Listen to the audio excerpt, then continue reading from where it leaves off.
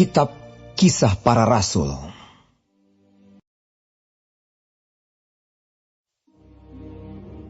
Sambil menatap anggota-anggota Mahkamah Agama, Paulus berkata, "Hai saudara-saudaraku, sampai kepada hari ini, aku tetap hidup dengan hati nurani yang murni di hadapan Allah." Tetapi Imam Besar Ananias menyuruh orang-orang yang berdiri dekat Paulus menampar mulut Paulus. Membalas itu Paulus berkata kepadanya, "Allah akan menampar engkau, hai tembok yang dikapur putih-putih. Engkau duduk di sini untuk menghakimi aku menurut hukum Taurat. Namun engkau melanggar hukum Taurat oleh perintahmu untuk menampar aku." Dan orang-orang yang hadir di situ berkata, "Engkau mengejek imam besar Allah."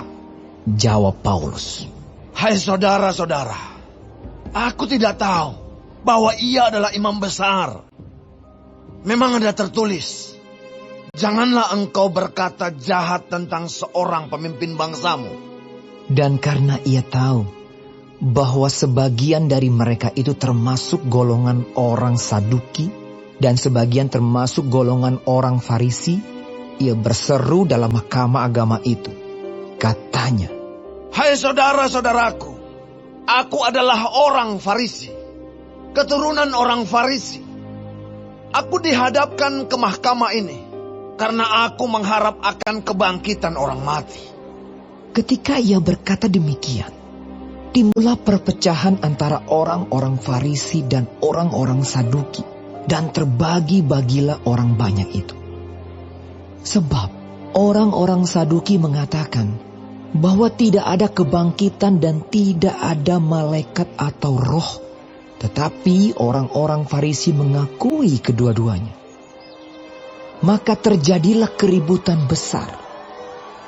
Beberapa ahli Taurat dari golongan Farisi tampil ke depan dan membantah dengan keras. Katanya, "Kami sama sekali tidak menemukan sesuatu yang salah pada orang ini.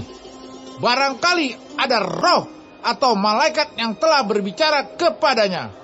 Maka terjadilah perpecahan besar, sehingga kepala pasukan takut kalau mereka akan mengoyak-ngoyak Paulus. Karena itu ia memerintahkan pasukan untuk turun ke bawah dan mengambil Paulus dari tengah-tengah mereka dan membawanya ke markas. Pada malam berikutnya, Tuhan datang berdiri di sisinya dan berkata kepadanya, "Kuatkanlah hatimu, sebab sebagaimana engkau dengan berani telah bersaksi tentang aku di Yerusalem, demikian jugalah hendaknya engkau pergi bersaksi di Roma." Dan setelah hari siang, orang-orang Yahudi mengadakan komplotan dan bersumpah dengan mengutuk diri bahwa mereka tidak akan makan atau minum sebelum mereka membunuh Paulus. Jumlah mereka yang mengadakan komplotan itu lebih daripada 40 orang. Mereka pergi kepada imam-imam kepala dan tua-tua bangsa Yahudi dan berkata, "Kami telah bersumpah dengan mengutuk diri bahwa kami tidak akan makan atau minum sebelum kami membunuh Paulus. Karena itu, hendaklah kamu bersama-sama dengan Mahkamah Agama menganjurkan kepada kepala pasukan supaya ia menghadapkan Paulus lagi kepada kamu, seolah-olah kamu hendak memeriksa perkaranya lebih teliti. Dan sementara itu, kami sudah siap sedia untuk membunuh dia sebelum ia sampai kepada kamu."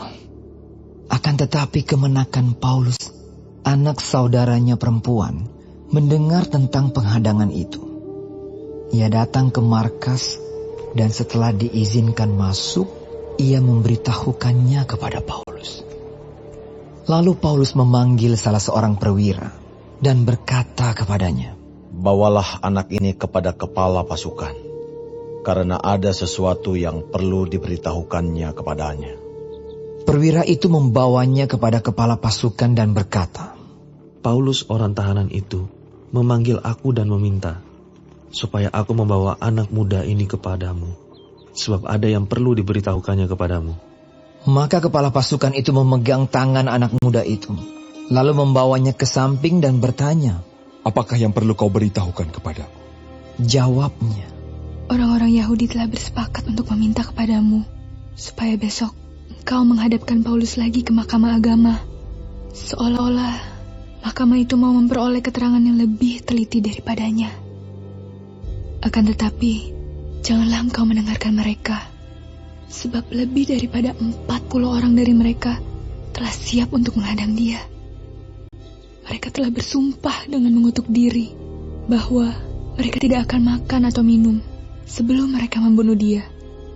Sekarang mereka telah siap sedia dan hanya menantikan keputusanmu. Lalu kepala pasukan menyuruh anak muda itu pulang dan memerintahkan kepadanya, Jangan katakan kepada siapapun juga bahwa engkau telah memberitahukan hal ini kepadaku.